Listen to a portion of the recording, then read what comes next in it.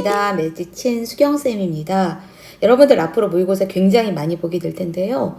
모의고사 보고 나서 분석을 어떻게 할지 도저히 모르겠다는 친구들이 많아서 선생님이 오늘 이 영상을 준비를 했고요. 그 전에 선생님이 여러분들한테 꼭 해주고 싶은 말이 뭐냐면은, 선생님이 많은 제자들을 봐도 수능에서 성공했다는 친구들은 정말로 수능에 가서 아깝게 놓친 점수가 하나도 없어. 그러니까 그 전에 문제풀이 과정이라든지 모의고사를 잘 활용해서 그런 결과들이 나온 것 같고, 그리고 이런 말도 되게 많이 해요. 모의고사 분석만 잘해도 수능날 좋은 일이 생긴다. 수능날 좋은 일이라는 건 성공이겠죠? 그래서 실제로 메디친에도 보면은 모의고사 전에는 내가 어떤 걸 준비했고, 모의고사 날은 이걸 가지고 갔고, 모의고사 시간에는 이렇게 했었고, 그 다음에 모의고사 끝나고 나면 시험지 가지고 이렇게 분석을 해서 수능장을 갔습니다 하는 관련 수기들이 되게 많거든요. 그래서 여러분들이 시간 내서 그런 수기들도 한번 읽어보고 여러분의 방식에 맞게 잘 활용할 수 있었으면 좋겠습니다. 요 모의고사 분석 양식은 메디친에 올려져 있거든요. 여러분들 다운받아서 직접 꼭 한번 작성을 해봤으면 좋겠어요. 일단 국어에는 뭐가 써있냐면 모든 공통 양식인데 이 부분은 점수 써야 되겠지? 그리고 옆에 뭐라고 써있어요?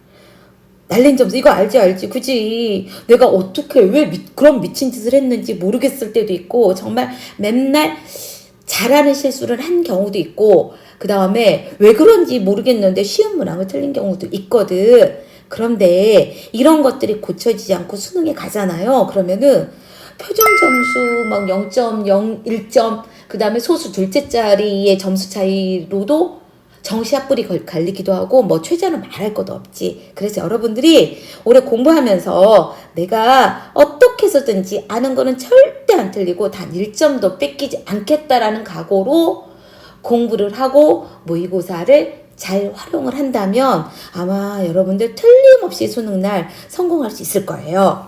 그리고 여기 어떤 말이 써있냐면, 오답이라는 거는 당연히 틀린 것뿐만이 아니라 긴가민가했다.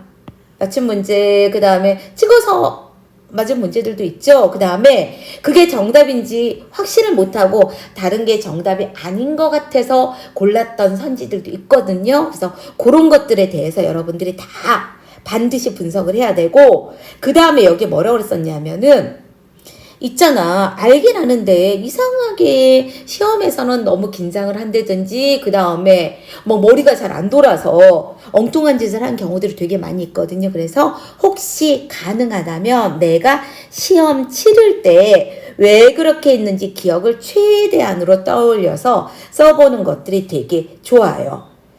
그래서 오답 원인을 파악을 해서 그 다음에 어떻게 할지 1호부터 뭐가 나오면 될까?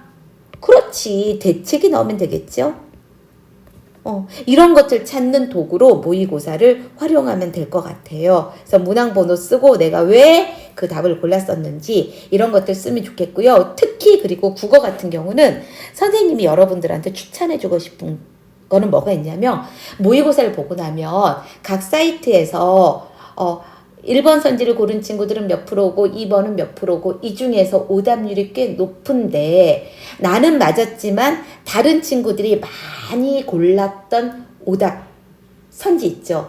그거에 대해서도 여러분들이 좀 분석을 해봤으면 좋겠어. 소위 그게 뭐라는 거예요? 매력적 오답이라는 거잖아. 그래서 내가 이번에는 그 매력적 오답에 걸리지 않았지만은 다음에는 또 그럴 수 있잖아. 그래서 그런 것도 같이 분석을 해보면 좋을 것 같아요. 그리고 그렇게 이제 문항별로 한 다음에는 뭐를 하냐면은, 특히 국어 같은 경우는 왜 틀렸니? 그러면은 이거를 못 봐서요, 이렇게 얘기하는 친구들도 있지만 좀 구체적으로 큰 틀에서 얘기하는 친구들도 있거든요. 빈출이란 말은 여러분들이 뭐 자주 나타나는, 그 다음에 감점 요인 이거를 갖다가 찾아가지고 그 싹을 잘라봐야지 여러분이 수능에 가서 그런 일이 안 생기거든요. 그래서 내가 문제 풀 때, 또 지문을 읽을 때, 그 다음에 적용을 할 때, 보기를 읽을 때 어떤 거를 놓치고 있는지 좀 큰 틀에서, 어떤 친구는 예시를 보니까 주간의 기세서 너무 주관적인 평가를 했다. 지문에 답이 있었는데 서두르다 못 봤다. 그 다음에 이 한 단어, 한 마디 말에 넘어가지 못했다. 이런 것들을 이런 이유로 내가 틀린 문항들이 어느 정도 있는지를 쭉 한번 체크해 보세요. 그러면은 내 국어 점수에서 가장 큰 감점 요인들이 나올 거거든. 그러니까 그런 것도 같이 한번 여러분들이 정리를 해봤으면 좋겠다는 생각이 들고요. 그 다음에 중요한 거는 이렇게 해서 나의 고칠 점들이 조금 스스로 자각이 돼야 돼. 자각이 돼서 다음 시험에서는 어떻게 해서 내가 이걸 갖다가 안 하겠다. 그래서 구체적으로 이렇게 나는 어떻게 할 거고 어떻게 할 거고 어떻게 할 거를 쓰는 거지. 그래서 이런 걸 쭉 정리한 다음에 모의고사 보기 전에 한번 보면서 다시 한번 내가 그런 선택을 하지 않게 스스로 노력을 하는 걸 좀 했으면 좋겠고요. 그 다음에 여러분들한테 꼭 하고 싶은 소리는 쌤 제가 국어가 약해서 국어 공부를 열심히 해야지요 말고 국어 중에서도 어떤 부분이 약해서 이거는 앞에 조금 전에 얘기했던 첫 번째 분석지와 두 번째 분석지를 다 종합으로 하면 되겠죠. 그래서 무엇을 어떻게 할지 구체적으로 잡으라는 거.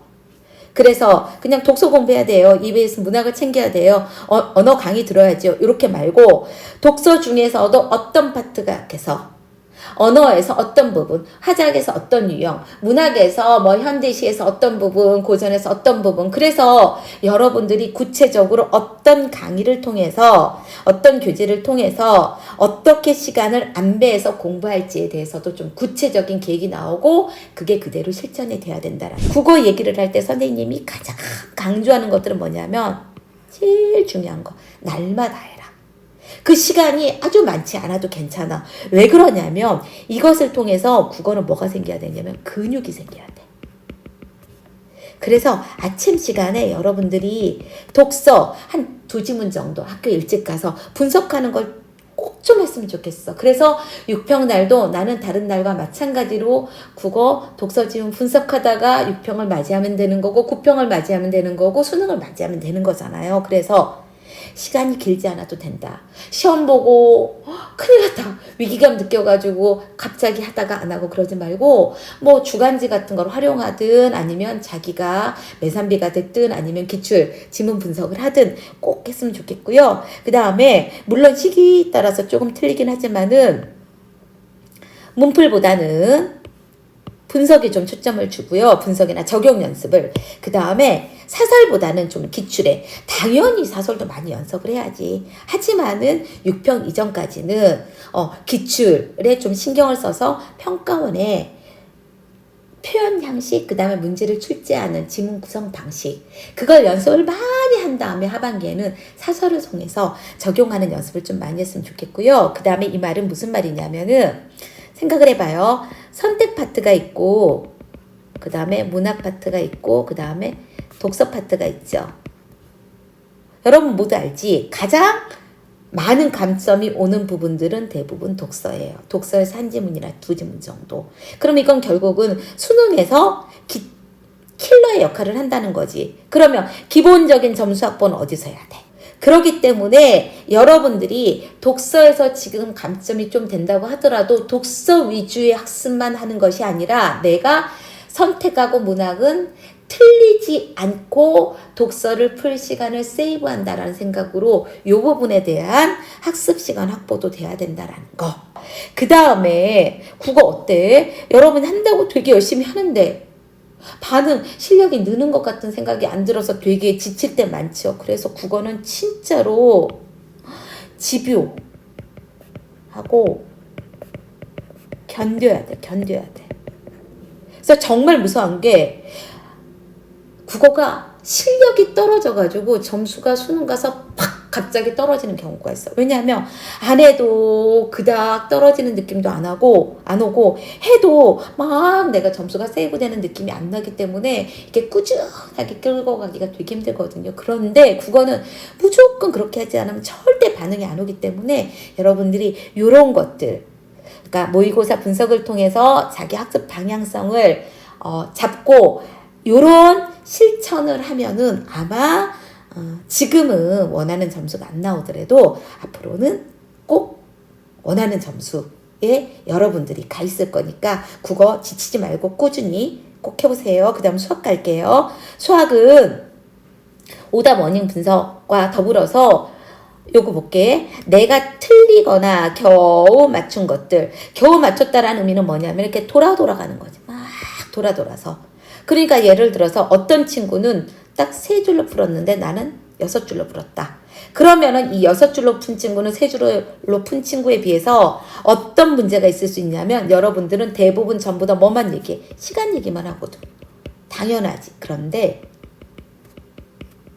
실수가 나올 가능성도 크지. 그지? 왜? 아무래도 계산 과정이 많아지니까. 그렇기 때문에 한 번에 확 내가 적용해서 풀지 않았거나 그 다음에 선생님이 해주신 해설과 너무 다른 문항들도 여러분들이 반드시 여러분의 방식으로 적용을 해서 연습을 해야 된다라는 거. 그래서 수학은 여러분이 당연히 너무 잘 알겠지만은 다양한 풀이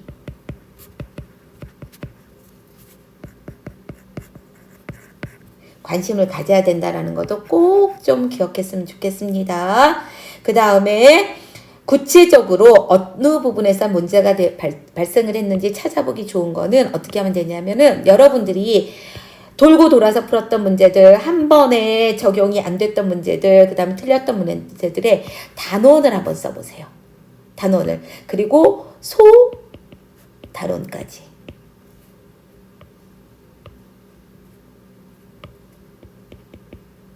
그리고 어떤 개념을 묻는 건지.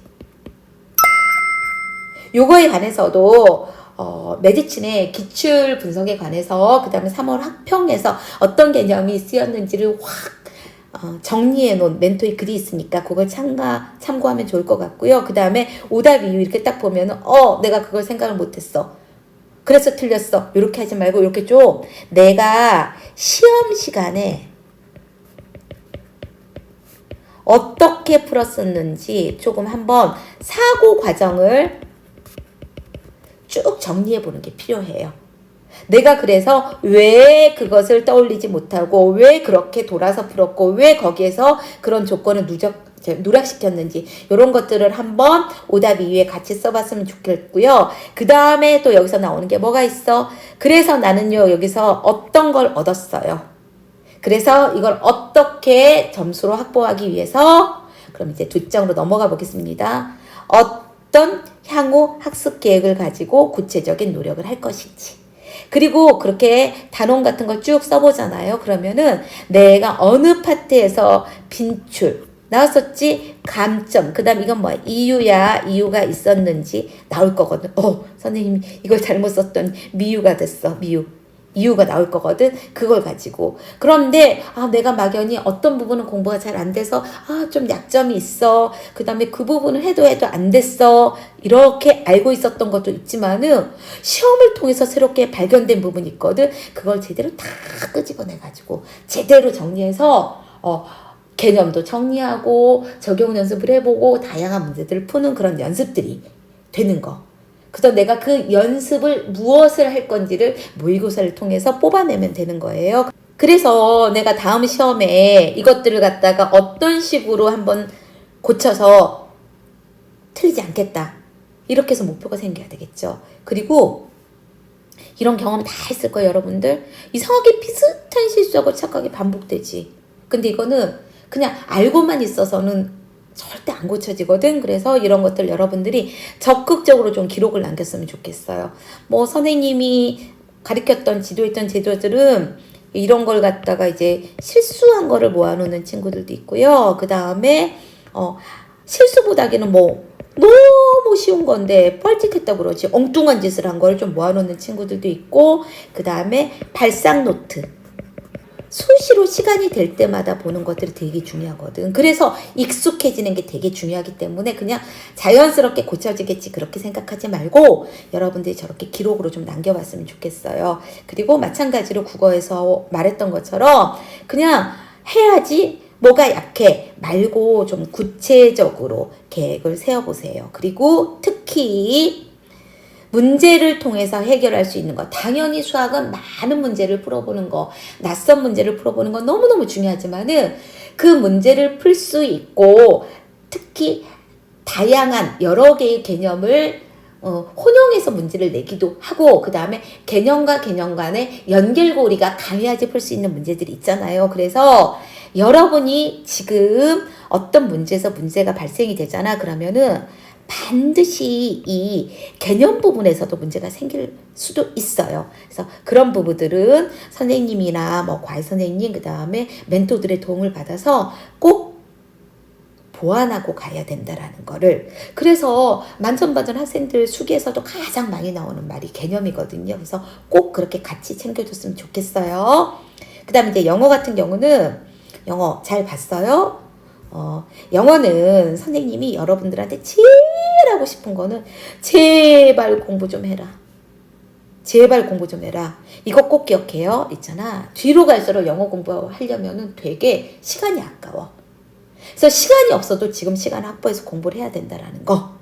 그리고 영어는 원서를 써보잖아. 그러면 와, 내가 얼마나 끔찍한 짓을 했는지 그때 가서야 발견을 하게 되거든요. 그러니 제발 여러분들 영어 공부 좀 하세요. 그리고 영어를 공부할 때 가장 기본은 뭐냐면 어휘예요. 어휘.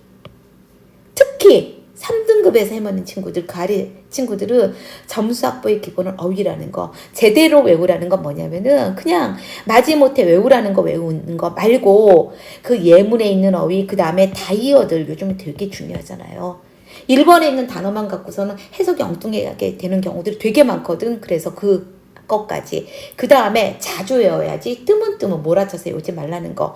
어휘장은 그냥 여러분들이 강의 듣는 선생님들이 주시는 거, 그 다음에 많이 쓰는 거, 그런 거 쓰면 된다라는 거. 영어는 시간 확보가 굉장히 중요하다라는 거. 그래서 거꾸로 영어 공부 시간 확보를 가장 먼저 둬야 된다라는 거 꼭 기억했으면 좋겠습니다. 그 다음 탐구로 넘어가 볼게요. 선생님이 생각하기에는 초반기, 특히 3월 학평이라 수능의 난이도가 가장 많이 나는 과목이 탐구인 것 같아. 즉 3월 학평의 탐구는 수능에 비해서 상당히 쉽다. 그런데도 일정 이상의 점수가 안 나온 친구들은 개념이 큰 구멍일 가능성이 굉장히 크다.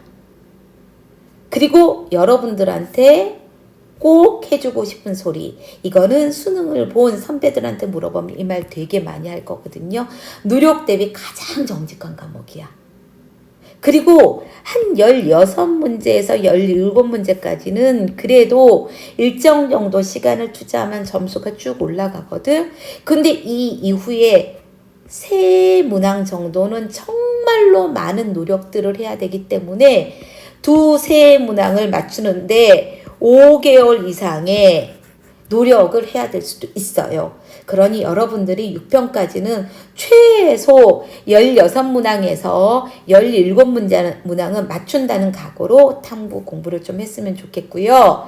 그 다음에 또 하나 중요한 거는 탐구는 마지막 시간이기 때문에 체력 방전이 엄청나.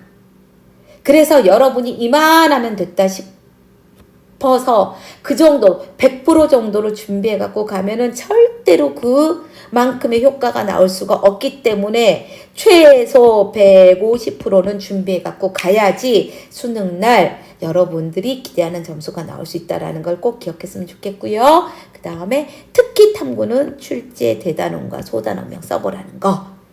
그 다음에 아직 진도 안 나간 부분은 조급해하지 말고 꼼꼼하게, 그리고 특히 인강이나 그 다음에 현강 듣는 친구들은 워낙 탐구가 양이 많잖아요. 그래서 진도 나가면서 앞에 거 잊어버리거든. 그래서 그 복습 같이 해가야 된다라는 거 꼭 기억하시고, 특히 오답선지 부분에서는 선생님이 국어에서도 얘기해줬지만은 다른 친구들이 고른 오답률이 높은 선지, 다시 나는 맞췄지만 다른 친구들이 고른 오답률이 높은 선지도 꼭 해보고, 특히 멘토들 같은 경우는 다지선다들로 만들어서 스스로 주관식 만들어서 OX 하는 걸로 해서 공부를 한 친구들도 되게 많이 있거든요. 그런 방식, 그래서 좀 여러분들이 조금 넘치게 준비를 해갔으면 좋겠고요.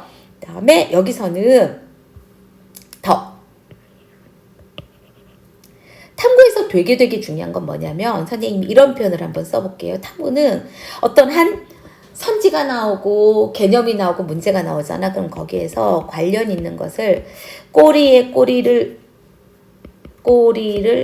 무는 방식으로 꼬리에 꼬리를 물어서 계속 더 심화하고 확장하고 더 지역을 물어볼 수가 있거든요. 그래서 여러분들이 이렇게 공부를 해야 된다는 거, 개념도 이렇게 채워가야 된다라는 거. 그 다음에 개념을 공부할 때도 진짜 조심할 게, 특히 탐구는 문제만 풀고 끝나잖아. 그럼 정말 큰일 나, 큰일. 그래서 선지 분석까지 하면서 뭘로 쓴다? 개념 보완용으로 쓴다. 개념은 개념서 가지고 따로 공부를 해야 되고요. 문제를 풀면서 여러분들이 구구단처럼 툭 튀어나오거나 선지가 보자마자 툭 답을 고를 수 있는 게 아니면 다시 어디로 가? 개념서로 가서 계속 문제 풀면서 문제 풀다가 개념서로, 그 다음에 개념서에서 적용하는 연습은 문제로, 이렇게 돼야 된다는 걸 꼭, 그래서 개념 보완의 확인용으로 해주세요. 그리고 특히 6평전까지는. 그리고 선생님이 멘토들한테 3평을 풀어보고 이 문제를 통해서 더 심화와 확장할 수 있는 것들은 어떤 것들이 있을 것 같냐? 학생들이 실수하고 그 다음에 착각하기 쉬운 문항들은 어떤 게 있니? 그 다음에 좀 기출 유형에 보였던 것들이 있니? 이런 식으로 멘토들이 문제를 풀고 이런 것들을 조금 문항별로 분석하는 분석지를 써보겠거든요. 이 분석지도 어떻게 활용하는지 선생님이 다음 영상으로 올려줄 거니까 보고 여러분들이 반드시 이 분석지를 보면서 좀 한 단계 더 깊은 공부를 해볼 수 있었으면 좋겠고, 이 형식의 분석지를 6월하고 9월 모평에서는, 올해는 8월 달에 보죠. 여러분도 써볼 수 있는 경지에 이르렀으면 좋겠어요. 그리고 지금 이 시기 6평 전까지는 여러분들이 요 개념서와 기출과 수특이 세 가지가 서로 상호 보완이 된다고 생각하면 돼. 수특은 과목에 따라서 활용도가 좀 다르기는 한데 날개 부분까지, 즉 수특에서 어떤 개념을 봤더니 이거를 내가 좀 못 본 것 같아. 그러면은 개념서 찾아가서 보완하고, 수특에 있는 문제를 보면서 이건 약간 낯선데 못 본 개념인데 하면 다시 개념서 가고, 수특에서 좀 낯익은데 기출 문제랑 요렇게 다르게 나왔구나. 기출 풀다가 이 선지는 분석이 잘 안 되고 이게 뭐더라 고민하게 된다. 그러면 다시 개념서로 가보고, 요렇게 세 가지가 얘네들이 순환되면서 공부가 돼야 된다라는 거. 어때요? 선생님 얘기 들어보니까 모의고사를 보고 나서 할 게 진짜 많지. 모의고사 점수는 사실 지금은 중요한 게 아니야. 수능이 점수가 중요한 거잖아. 그러면은 모의고사 끝나고 나서는 뭐가 나와야 되냐면 학습거리가 나와야 돼. 학습거리. 물론 기말고사를 보고, 그러니까 중간이나 기말 봐야 돼서 시간이 없기도 하겠지만 여러분들이 틈틈이 시간을 내서, 그래서 6평이랑 9평은 분석하는데 거의 일주일이 걸리기도 하거든요. 그래서 여러분들이 조금 힘들고 아직은 잘하지 못하지만, 지금 이 영상을 찍는 시기가 3월이니까 3월부터 연습해서 차곡차곡 쌓이면 여러분들이 정말로 수능에서 맞춰야 될 것들, 맞출 수 있는 거 다 맞춰서 아마 굉장히 좋은 성적을 받을 수 있을 거거든요. 그러니까 여러분들 꼭 한번 해보시고요. 요 영상 보고서 좀 궁금한 것들, 그 다음에 공부에 관한 것들, 멘탈에 관한 것들, 그 다음에 입시 생활에 관한 것들 궁금한 거 나오면 커뮤니티 내 질문을 하면 선생님이 직접 답변을 달아주기도 하고 멘토들이 친절하게 답변을 달아주거든요. 그러니까 여러분들 그 커뮤니티 게시판 적극 활용하고요. 여러분들이 입시를 잘 치를 수 있게 우리 매트친과 선생님이 열심히 응원하겠습니다. 여러분 모두 화이팅!